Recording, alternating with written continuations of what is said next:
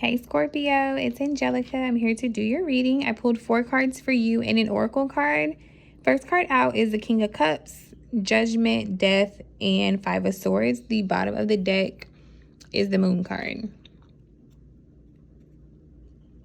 Okay, let's see. First card out, King of Cups. That is you and your energy as a water sign. To clarify, we got the Lovers card. I'm filming this. This is Saturday the 10th. It is 2:33 a.m. King of Cups, the Lovers. Lovers is Gemini. You could be dealing with a Gemini, but this is about you. This is emotion of some sort with a partner. You're in a relationship. You're about to be in a relationship. You have a relationship on your mind, or you just have a strong Gemini placement. Like it's one of your big 3 probably, or your Venus. The Lovers being Gemini, it also represents some duality. This could have been an on again, off again type of relationship. It's looking like it's off though. Because your next card out is the Judgment. That is making a big decision. It's usually a rather difficult decision, actually. But to clarify, we got the 6 of Swords, which is moving forward. So I know that the decision that you made was to dip out on whatever the past was. And then we have the Strength card. Strength is Leo. But this is about you making a decision to move forward with the 6 of Swords. But it was a difficult decision, but you had to overcome some obstacles to get to this point. So you should actually be very proud of yourself. And yeah, go figure, Leo, pride. You should be very proud of yourself because this was hard. This is a tough one. That took a lot for you to do that. Yeah, that was big. Congratulations to you. Next card out is the Death card. There you go, Scorpio. This is you, the Death card. This is about death and rebirth. You're ruled by Pluto, your 8th house. Pluto is the planet that is furthest from the sun. It is the darkest planet. 8th house, that's your house. 8th house is the taboo house. It's all the things that everyone likes to call scary. That is your home. That is where you live. But you are all about death and rebirth. This is like, you're like the phoenix. You always overcome stuff. You always make it through to the other side. You are constantly transforming every situation. And this situation is no different. You're showing up here with the Death card. That is definitely a rebirth. So something ends, but something new is beginning. Like you are starting fresh. You're a whole new bitch. To clarify, we got the Everything is Fine card. In the Modern Witch Tarot deck, this is the 10 of Swords. The thing is, in the deck, there's the Everything is Fine and the 10 of Swords. They both have the same exact image. They technically are both the 10 of Swords. I keep them both in the deck. When the 10 of Swords come out, I treat it as the traditional 10 of Swords. The heartbreak, the backstab, something's ending, blah, blah, blah. With this card, Everything is Fine. It's very similar energy. But for me, when I read, since I had this deck, I don't know, over a year, when I get the Everything is Fine card, this is similar energy, but not as, not as bad as the 10 of Swords. For me, when I get the Everything is Fine, this is like things are bad, but only in your head. Like for me, this is you being a drama queen. And I'm not saying you're a drama queen because I know that whatever this was difficult. It had to be with the Judgment and the Strength card coming out. And even you showing up with the Death card and then clarifying with Everything is Fine. It's like something terrible happened, but you were able to overcome it. And it's not as terrible as it seems. Like the circumstances are not as terrible for you as they would be for someone else. Or the circumstances are not as bad for you. Like you're able to handle it a lot better than other people have. Like you're used to transforming your energy. You're used to this transformation process. And because of that, this isn't so bad. That's why it's showing up as Everything is Fine and it wasn't the 10 of Swords like crying, you know? This is just like, oh, this is uncomfortable, this is inconvenient, but I'm gonna be all right. And what do you know? The 10 of Cups, like, look at you. You go from laying here looking sad to there's a nice rainbow. Like this is happy. Like this is the ultimate happiness, the 10 of Cups. That's emotional fulfillment. like you had the rebirth, you went from sad to glad. Or what is it? Mad to glad. I need a different analogy. You know what I mean though. Like you went from doom, gloom, everything's over to like everything's lit, life is amazing. Talk about a transformation. Congratulations, Scorpio. Last card out is the Five of Swords. Five of Swords, I don't know, Five of Swords and Seven of Swords give me similar vibes. Like kind of like they both carry some level of selfishness for me. But with the Five of Swords, this is being very, very, very unapologetic about your truth. Like this is you speaking your truth. Like you're not holding back.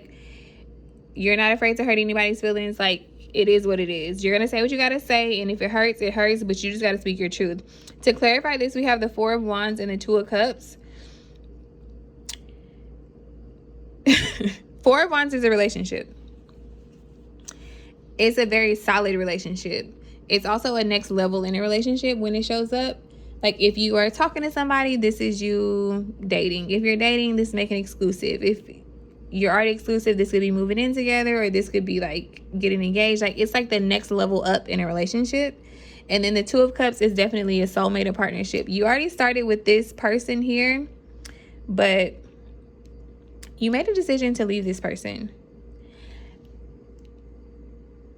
I feel like the issue with the relationship in the past, just because this card is showing up here, and I just need to reference because it's like the twins, the Gemini twins, and then these two people with the Two of Cups. The relationship that you were in the past, there was a lot of probably arguing, a lot of conflict of interest, like the source of your arguments could have been like your thought processes, because the Five of Swords here is like arguing, and swords are like thoughts and communication. I feel like the issue could have been your views on stability, could have been views on marriage with the Four of Wands showing up. But because this is coming after the Death card, I feel like this is you being more mindful of the words in what you speak if you want to have a strong foundation and build something with a partner moving forward. It's like kind of like learning your lessons so that you can move forward. Because you have a transformation and then you have like this negative energy. It's like you have to come out of that.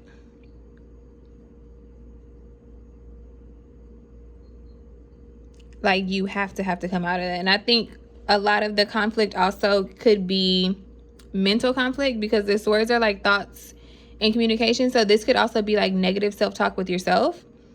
Like you could kind of be trying to talk yourself out of positive things that you deserve just based on your past history. I know that you're able to move forward because your bottom of the deck was the Moon card. So that is a lot of emotion. It's also some hidden energy, like things below the surface. I think what's below the surface is a lot of emotion. And I know that you want to be in a relationship just because these cards all came out after the Ten of Cups. And the bottom of the deck is the Knight of Cups. So again, your energy as a water sign, but this is a very charming person. This can also be an apology. I still don't think that you're going back to the person that you left. Because even under the Knight of Cups is the Three of Wands, which is like manifesting the future. Like you've already moved forward. But it's just that now you're moving forward with more compassion versus in the past you were a little... my mom always makes that little cat screeching sound. I don't want to make it because... Anyway. You're moving forward. You're in a much better energy than whatever was going on down here. And even if you look at the cards, like just look at the bottom row. It's very dark colors. Like I'm not saying that these are terrible colors, but it's just a lot of like... I don't even want to say darker energy. Because I mean, you are Pluto. Like it is far from the sun. It's already dark where y'all live. But you could just see the difference in the cards, like the energy versus... Look, when you start moving forward and everything's happy, and then you got the Two of Cups, like everything is light and airy and compassionate. Like, look at all these, you know what I mean? Like the colors are bright. Like there's more life breathing into these.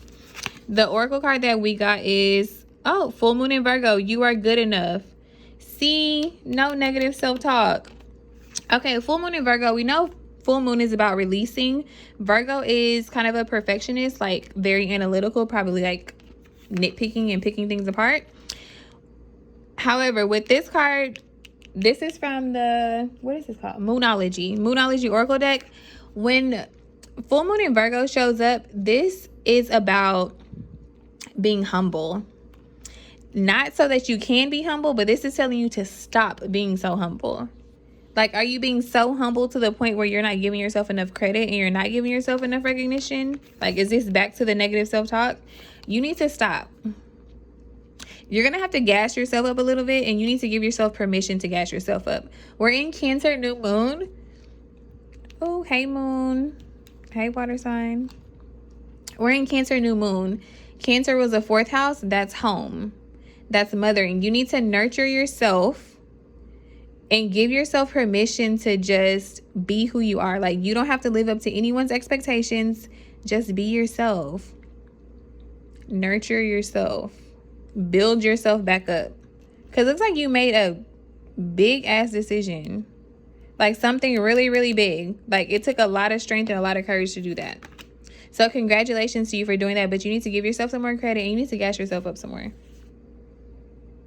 Congratulations. But happiness, new boo on the way. You got this. No worries. I don't know what was going on over here. Oh, Gemini. Anyway.